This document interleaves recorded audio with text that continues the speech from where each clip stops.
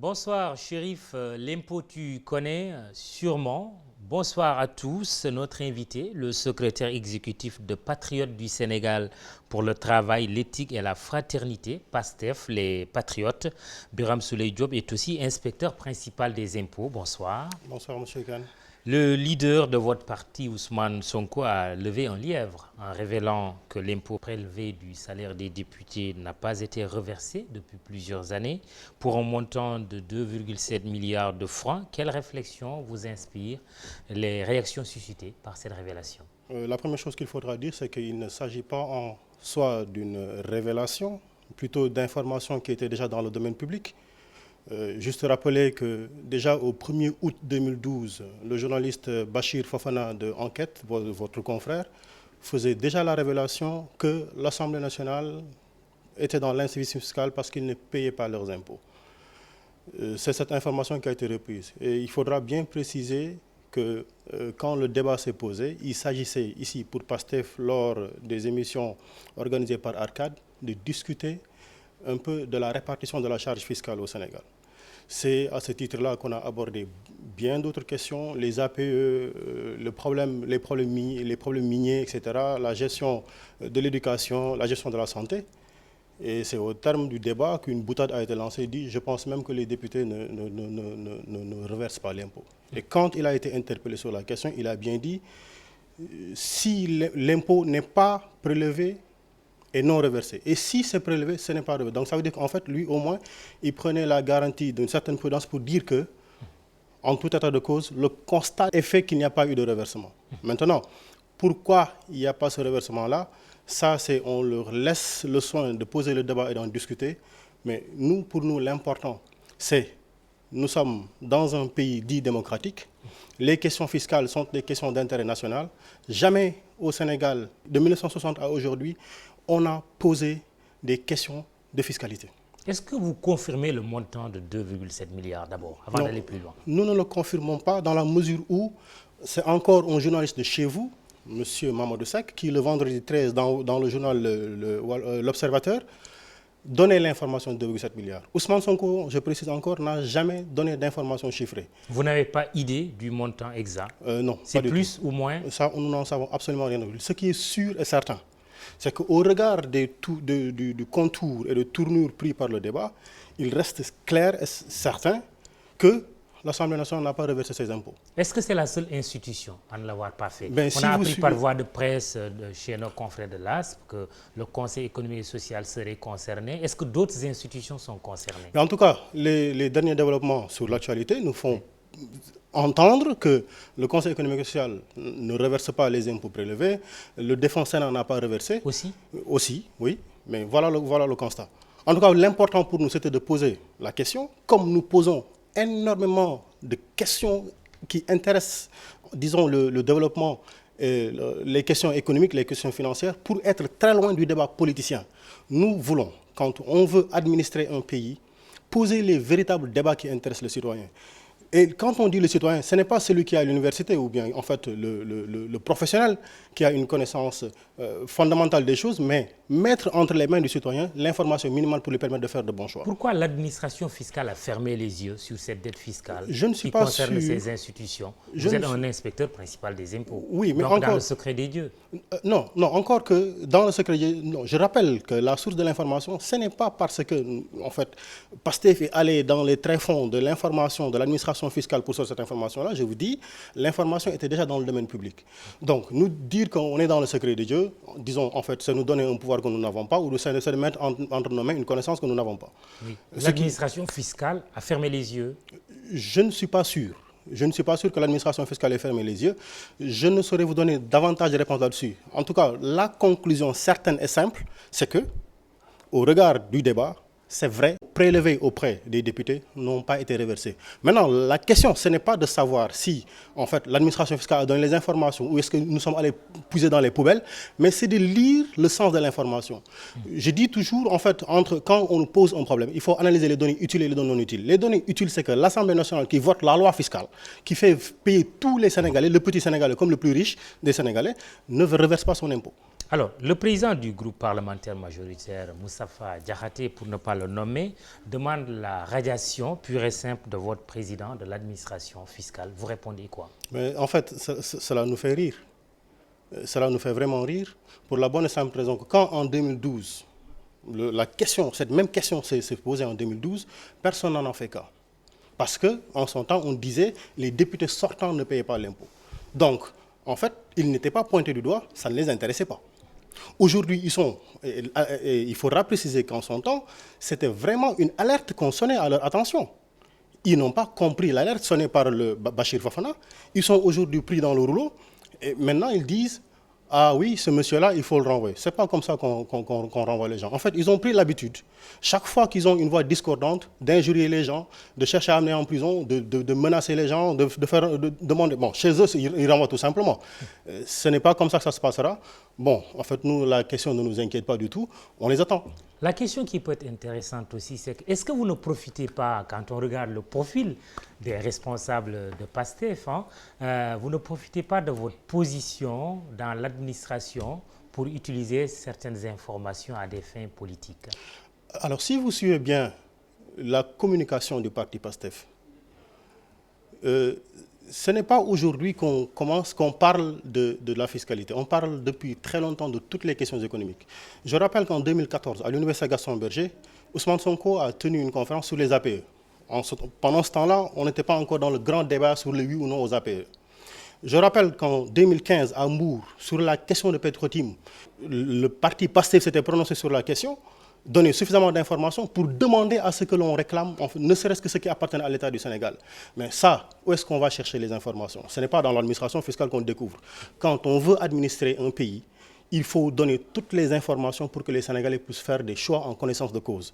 Et ensuite, quand on nous met un ministère de la bonne gouvernance, quand on nous chante, disons, la probité, la loyauté, mais il faudrait que tout le monde soit assujetti à cette loyauté-là et qu'on n'ait pas une vision restrictive et séquentielle de ce que devait être la loyauté.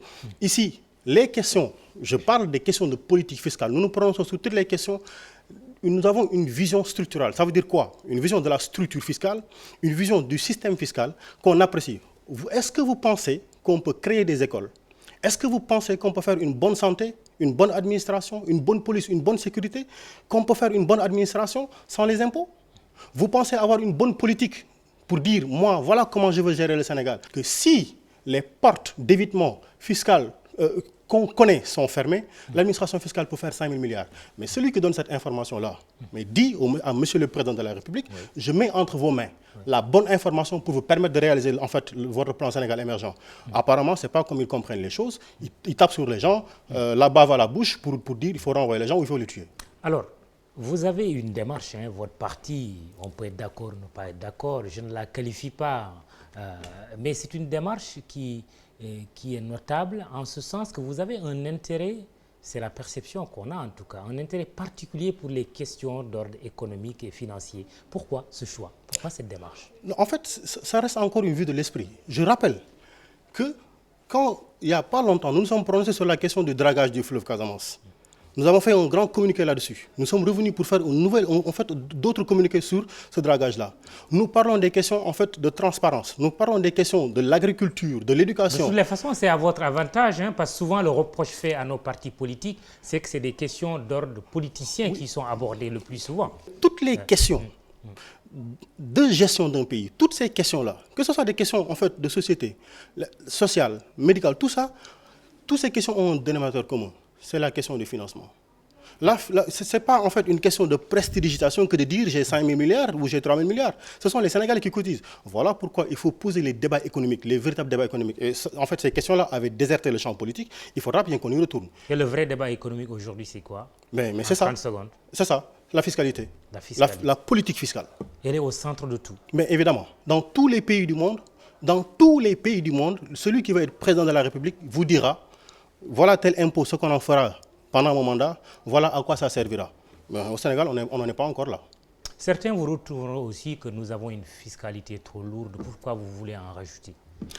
Absolument pas. Une fiscalité contre l'entreprise.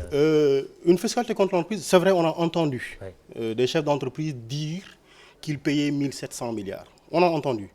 Alors ici, il ne s'agit pas de connaissance de l'administration fiscale. Il suffit juste d'aller à l'Assemblée nationale, de prendre le budget de 2016, de se rendre compte que ici, le travail est plus fiscalisé que le capital. Ça veut littéralement dire ceci. Les salariés supportent plus d'impôts que l'entreprise. Oui. Je donne un exemple. Oui. Dans le budget de 2016, les revenus, en fait, l'impôt sur les salaires des salariés, c'est 300 milliards.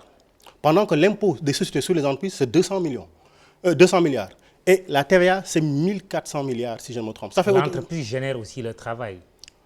L'entreprise génère aussi le travail. Non, mais en fait, ici, quand on parle d'impôt sur le salaire... C'est un peu non. Quand le on débat parle... entre le fait... Voilà, non, quand on parle d'impôt sur le salaire, oui. Ici, c'est le salarié qui supporte l'imposition. Oui. Mais je dis que l'entreprise fait le travail, comme le travail aussi, quelque part, fait l'entreprise et développe l'entreprise. Moi, je veux avoir, en fait, une lecture... Oui. Pas dialectique de la situation, mais holistique. Mais très simple. Holistique aussi. Oui, en fait, très simple pour dire le salarié paye plus d'impôts que l'entreprise lui-même. C'est un constat. 300 milliards contre 200 milliards. J'ai une préoccupation, M. Diop. Est-ce qu'il n'y a pas un risque de politisation de notre administration fiscale quand on voit tous ces cadres? Ce n'est pas seulement au sein de votre parti. On voit que le DGID fait de la politique, certains de ses collaborateurs aussi à des niveaux de responsabilité le font. Ma préoccupation, est-ce qu'il n'y a pas, même des ministres qui viennent de l'administration fiscale, il n'y a pas de risque de politisation de notre administration fiscale et de règlement de comptes politiciens? Dans un pays qui fonctionne normalement, la contradiction démocratique est un seuil élémentaire de dialogue. C'est le premier seuil de dialogue. Le président de la République a besoin d'avoir cette contradiction. C'est un brainstorming, en fait, une consultance gratuite qu'on lui fait. Regardez ce point-là, voilà les problèmes que cela pose. Regardez ce point-là, voilà les problèmes que cela pose. Ben, en fait, on lui met entre les mains les véritables informations. Il prend, il fait son travail. Mais la politisation de l'administration fiscale, oui. D'ailleurs, ça me permet de dire, on a dit, il faudra une loi pour interdire aux fonctionnaires de faire la politique. Ça fait encore rire. Pour la bonne et simple raison, allez-y en France, qui sont les ministres? Qui sont les députés? En général, c'est ceux qui sont sortis de l'ENA, c'est des fonctionnaires, c'est des hauts fonctionnaires. Nous sommes d'accord. Maintenant, ils n'ont qu'à voter leur loi. Ils n'ont qu'à voter leur loi. Il y aura un désert dans leur parti. Il y aura un désert. Chez Pastef, pour le moment, il y a 2 inspecteurs des impôts que l'on connaît, n'est-ce pas? Mais chez eux, on peut faire une liste de 15 inspecteurs. On peut faire une liste, je parle du ministre des Finances, qui est en fait un conseil diplomatique. Alors, renvoyer les fonctionnaires, interdire de faire la politique. Maintenant, qui fera la politique? Quand ceux qui sont éduqués à connaître l'administration désertent le terrain politique, qui y sera?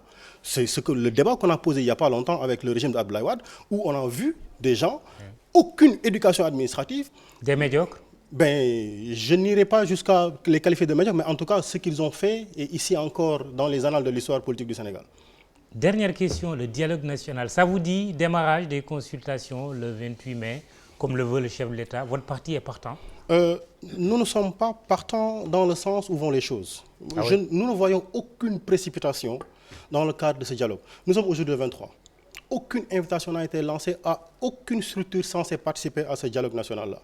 Et je rappelle que... Et si vous receviez votre invitation, est-ce que par principe vous participerez au dialogue ou pas? Il y a bien des conditions, parce qu'en fait le dialogue ne peut pas être un contrat d'adhésion. Il ne peut pas fixer les lignes directrices du dialogue pour dire on discute sur cela. Il y a des questions fondamentales sur lesquelles le dialogue doit porter. Je rappelle qu'en fait il a raté les opportunités fondamentales de discuter avec les assises nationales qu'il a signées et qu'il n'a pas respectées.